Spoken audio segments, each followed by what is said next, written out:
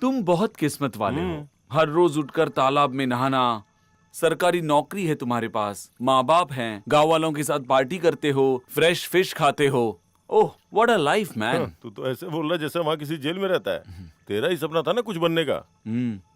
अब मेरी समझ में आ रहा है कि क्या क्या मिस करता हूँ मैं। यार तेरी माँ मेरी माँ, जब भी मैं हॉस्पिटल का दरवाजा खटखटाता था तो तेरे बारे में सोच के अफसोस होता था। यार गांव वालों की बात छोड़, कम से कम हम अपनी माँ के लिए कुछ नहीं कर पाएंगे तो डॉक्टर बनने का क्या फायदा है।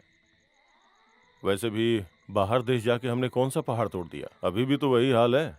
दुनिया की सबसे ऊंची बिल्डिंगों में रहना, महंगी गाड़ियों में घूमना और शाम होते ही एंजॉय करने के लिए दुबई के किसी क्लब में जाना। वो सब छोड़ और यहाँ जा। मैं भी यही सब चाहता हूँ, लेकिन वहां के कारनामे से बाहर निकलकर ही यहाँ आ पाऊंगा। तब तक तो मुश्किल है। अरे तुम आ रहे हो ना? दोनों मिलकर खाना खाते हैं, माँ ने बनाया है। अरे वाह, दुबई वाले हो ना, इसलिए कुछ खास बना के रखा होगा। मुझे नहीं चाहिए, तुम अकेले खा लेना। चलता हूँ। ठीक है।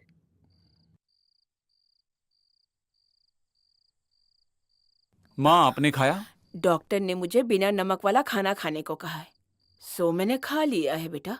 अरे माँ इतना सारा बनाकर क्यों तकलीफ उठा रही अरे हो? बेटा, इसमें तकलीफ की क्या बात है? और ऊपर से मेरी मदद करने के लिए एक औरत है, वो और उसका परिवार जो हम लोगों का पुश्तैनी मकान है ना, उसकी देखभाल करते हैं, और वो लोग मेरी देखभाल भी करते हैं।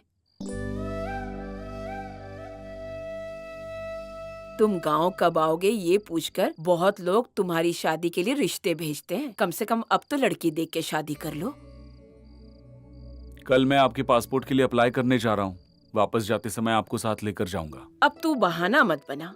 एक बहुत ही बढ़िया रिश्ता आया है, बहुत ही पैसे वाले हैं।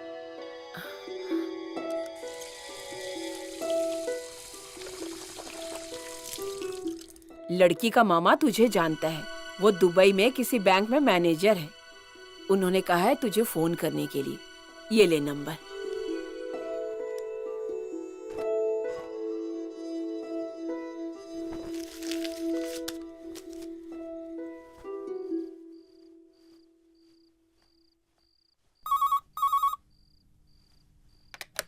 हेलो। हेलो, आने के बाद तुमने कॉल नहीं किया डॉक्टर? बस मैं अभी पहुंचा हूँ। अरे मैं तो कल ही आ गया था। हाँ, वैसे हम लोग कल आपके घर रिश्ते के लिए आने वाले हैं। आप वहीं हो ना? हाँ रहूंगा। ये एक फॉर्मेलिटी है, ऐसा समझ लेना। उसके बाद हम साथ में बैठ के चाय पियेंगे। तो ठीक है, हम कल मिलते हैं। ठीक है।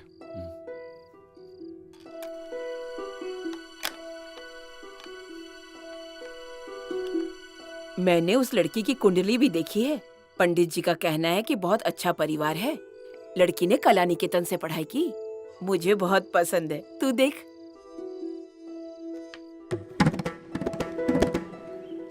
कला मंडल राजश्री, सही है। कुल मिला के चेहरे पे रौनक तो है।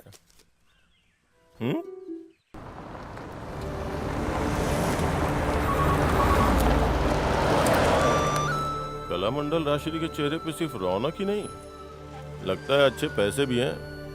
लगता है तुम्हें देने के लिए ही खरीदा होगा।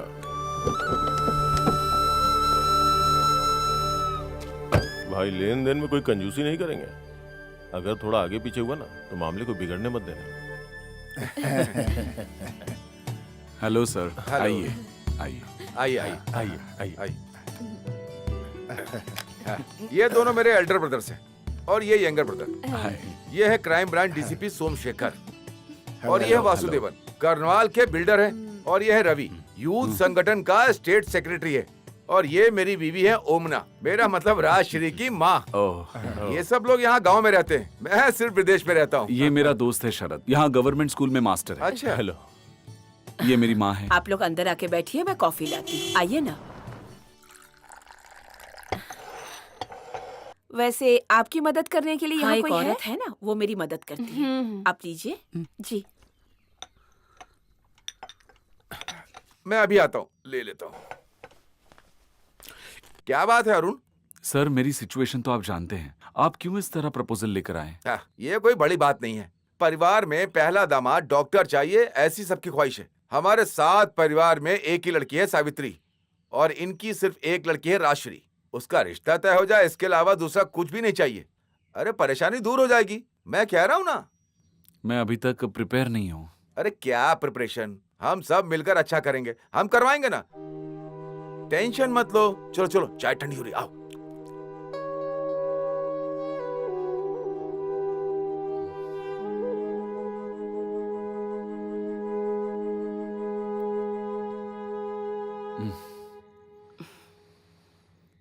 तूने क्या फैसला किया बेटा?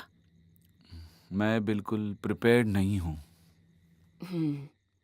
तेरी सैलरी के बारे में, तेरे काम के बारे में क्या मैंने आज तक कोई सवाल किया है? बोल। नहीं। और मुझे जानना भी नहीं है। मैं तो अपने पेंशन के सहारे जिंदगी गुजार ही रही हूँ। विदेश में स्पेशलिस्ट डॉक्टर को कितनी सैलरी मिलती है ये मैं बहुत अच्छी तरह से जानती हूँ बेटा। फिर भी तुमने अपने सर पर इतना कर्ज कैसे चढ़ा लिया, ये मैं नहीं पूछूंगी।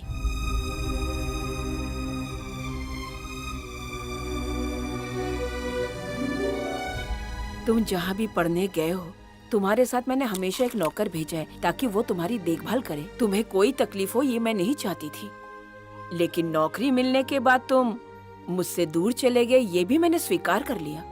हाँ, तुम्हारी जिंदगी में मैंने कोई दखल नहीं दिया, लेकिन मैं नहीं चाहती कि तुम कर्जदार रहो, इसलिए मैंने ये कागजात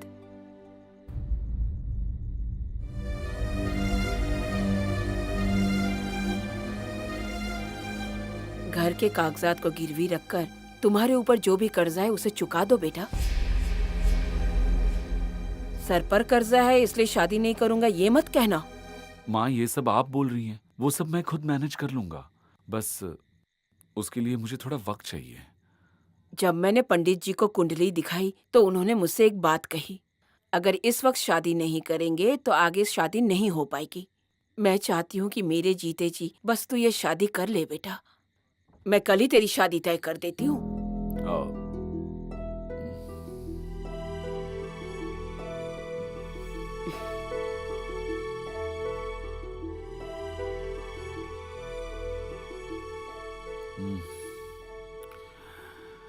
माँ बहुत भूख लगी है। तो क्या करती रहती है बेटा?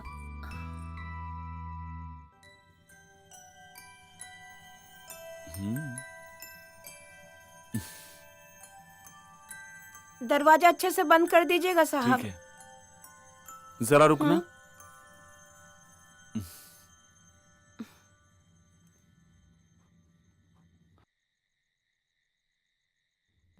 ये लो, किसी को मत देना, ठीक है? Thank you.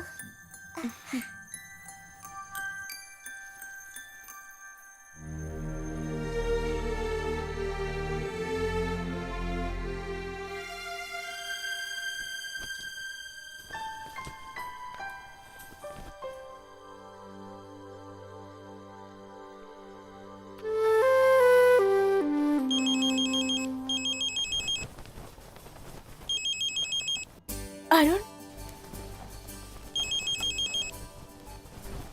सरप्राइज। मैं सोच ही रही थी, इसे कहते हैं telepathic miss call. Hello hello. Hello Lakshmi, how are you? वहां जाकर ऐसे सवाल क्यों पूछ रहे हो? अरे अरे, मैं भी पागल हूँ। एक खास सवाल पूछना था। माँ अब कैसी है? तबीयत ठीक ठाक है ना? माँ इज फाइन। वैसे तुम्हारी रूरल ड्यूटी कैसे है? कुछ भी कहो, गांव गांव ही होता है। कम पढ़ने वाले गांव छोड़कर चले जाते हैं और जो लोग ज्यादा पढ़ लेते हैं वो गांव वापस आ जाते हैं। इस कहावत के मुताबिक मैं भी तो यही कर रही हूँ ना अभी। सिर्फ मैं ही बात किए जा रही हूँ। तुम बताओ ना, क्या हुआ? कोई प्रॉब्लम तो नहीं है? ए नथिंग, एक थोड़ा सा कोल्ड है, weather change. Dubai is just a desert without you my play boy. वापस कब आओगे? हेलो लक्ष्मी,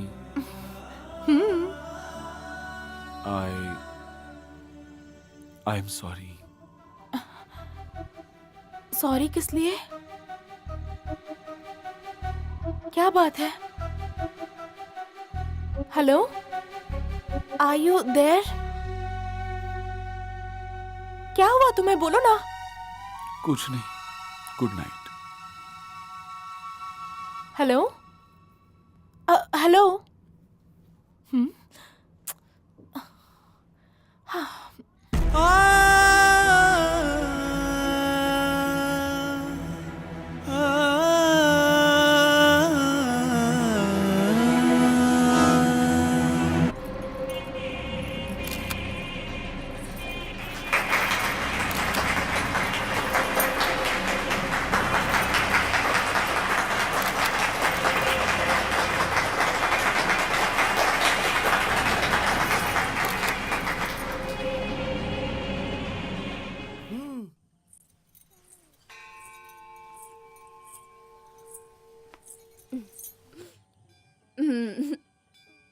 ये अवार्ड मुझे इस साल के कंपटीशन में मिला है।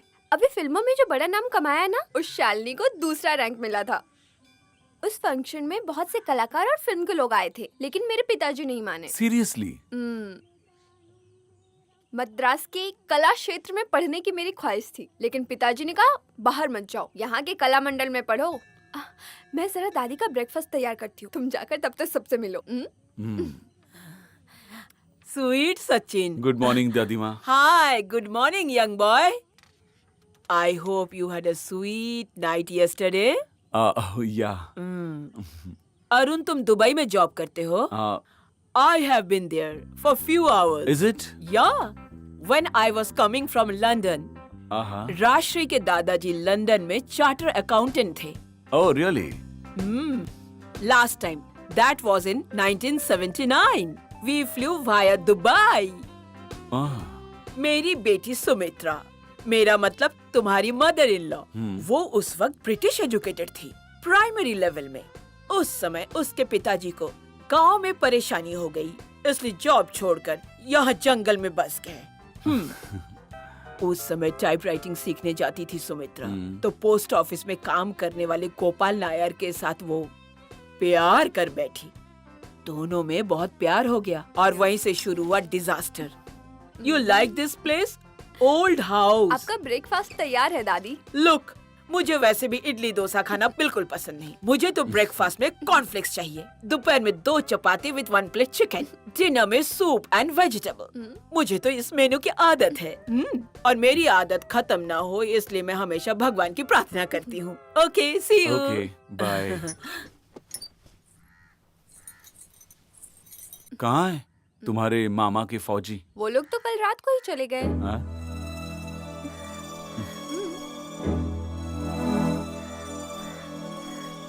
इतना ट्रेडिशनल और इतना बड़ा घर आपने गांव में कहीं नहीं देखा होगा ना?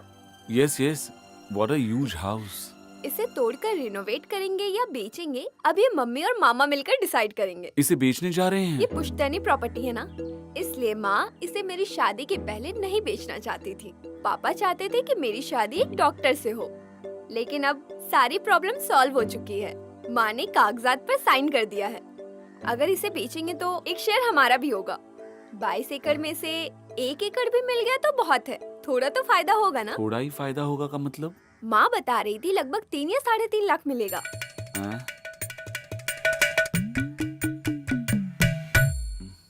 ब्रेकफास्ट के टाइम मम्मी पापा आपसे मिलना चाह रहे थे। मुझे ऐसा लगता है कि पापा आपको कुछ देने वाले थे।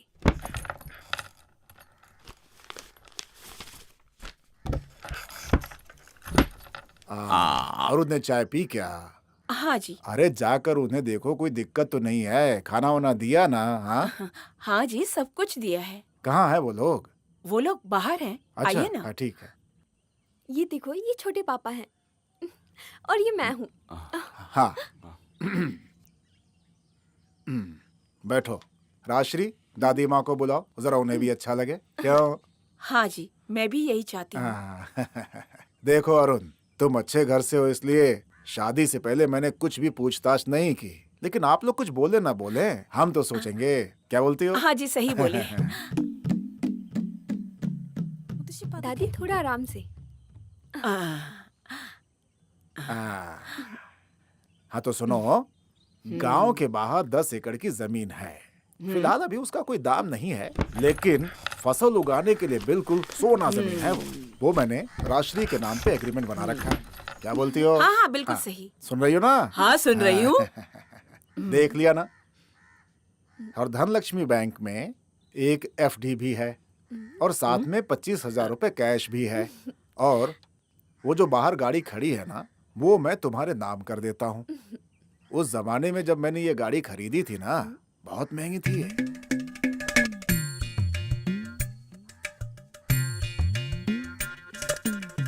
राजश्री को अपने साथ दुबई लेकर के जाओगे ना तुम? हाँ, वहाँ कुछ फॉर्मेलिटीज करनी पड़ेंगी। अच्छा एक बात सुनो, मैं इस जिले को छोड़कर कभी भी बाहर नहीं गया। अब अगर तुम पीछे पड़ जाओगे ना, तो हम दोनों वहां पे आएंगे तुम्हारे पास दुबई घूमने। वो क्यों? अरे वो दुबई में शॉपिंग फेस्टिवल है ना, उसके लिए मुझे वीजा चाहिए। ग्लोबल विलेज का है ना, आई विल डेफिनेटली कम। या अरुण सुनिए, आप खुश तो है ना?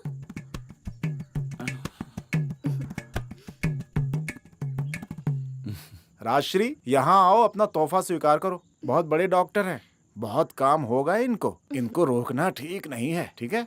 आजा।